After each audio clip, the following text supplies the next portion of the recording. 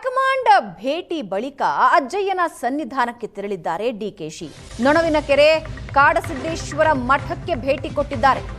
ಮಠದ ಅಜ್ಜಯ್ಯನ ಜಾತ್ರಾ ಮಹೋತ್ಸವಕ್ಕೆ ಡಿಸಿಎಂ ಡಿಕೆ ಶಿವಕುಮಾರ್ ಬಂದಿದ್ದಾರೆ. ಕಾಡಸಿದ್ದೇಶ್ವರನಿಗೆ ಪೂಜೆ ಸಲ್ಲಿಸಿದ್ದಾರೆ. ತುಮಕೂರಿನ ನೊಣವಿನಕೆರೆ ಕಾಡಸಿದ್ದೇಶ್ವರ ಮಠದ ಜಾತ್ರೆಯಲ್ಲಿ ಭಾಗಿಯಾಗಿದ್ದಾರೆ.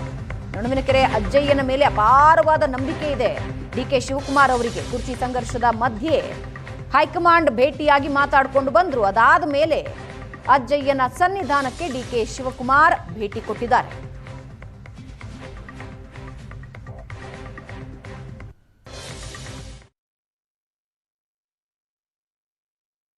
ಸಭೆಯಲ್ಲಿ ನಾನು ಪ್ರಾರ್ಥನೆ ಮಾಡ್ತೇನೆ. ಏಕೆಂದರೆ ಹಿರಿಯರು ಹೇಳಿದ್ದಾರೆ, ಮನೆ ಹುಷಾರು ಮಠ ಹುಷಾರು ಅಂತ.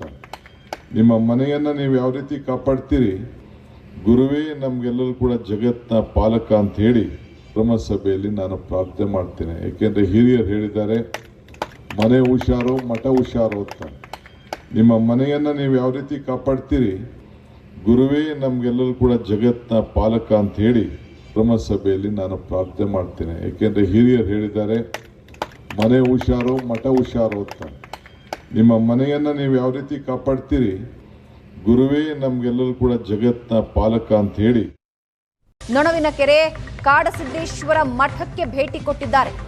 ಮಠದ ಅಜ್ಜಯ್ಯನ ಜಾತ್ರಾ ಮಹೋತ್ಸವಕ್ಕೆ ಡಿಸಿಎಂ ಡಿಕೆ ಶಿವಕುಮಾರ್ ಬಂದಿದ್ದಾರೆ. ಕಾಡಸಿದ್ದೇಶ್ವರನಿಗೆ ಪೂಜೆ ಸಲ್ಲಿಸಿದ್ದಾರೆ. ತುಮಕೂರಿನ ನೊಣವಿನಕೆರೆ ಕಾಡಸಿದ್ದೇಶ್ವರ ಮಠದ ಜಾತ್ರೆಯಲ್ಲಿ ಭಾಗಿಯಾಗಿದ್ದಾರೆ.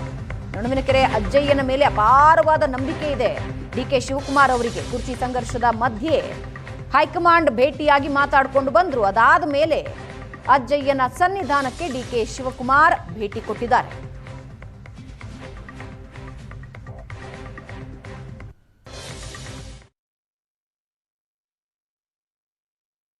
ಸಭೆಯಲ್ಲಿ ನಾನು ಪ್ರಾರ್ಥನೆ ಮಾಡ್ತೇನೆ. ಏಕೆಂದರೆ ಹಿರಿಯರು ಹೇಳಿದ್ದಾರೆ, ಮನೆ ಹುಷಾರು ಮಠ ಹುಷಾರು ಅಂತ.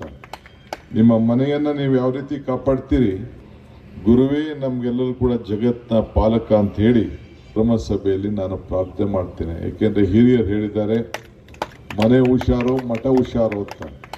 ನಿಮ್ಮ ಮನೆಯನ್ನು ನೀವು ಯಾವ ರೀತಿ ಕಾಪಾಡ್ತೀರಿ, ಗುರುವೇ ನಮಗೆಲ್ಲರೂ ಕೂಡ ಜಗತ್ನ ಪಾಲಕ ಅಂತ ಹೇಳಿ ಬ್ರಹ್ಮಸಭೆಯಲ್ಲಿ ನಾನು ಪ್ರಾರ್ಥನೆ ಮಾಡ್ತೇನೆ. ಏಕೆಂದರೆ ಹಿರಿಯರು ಹೇಳಿದ್ದಾರೆ, ಮನೆ ಹುಷಾರು ಮಠ ಹುಷಾರು ಅಂತ.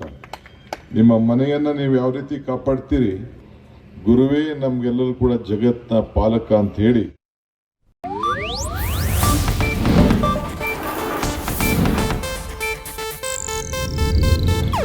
ಇದು ಏಷ್ಯಾನೆಟ್ ನ್ಯೂಸ್ ನೆಟ್ವರ್ಕ್ ಪ್ರಸ್ತುತಿ.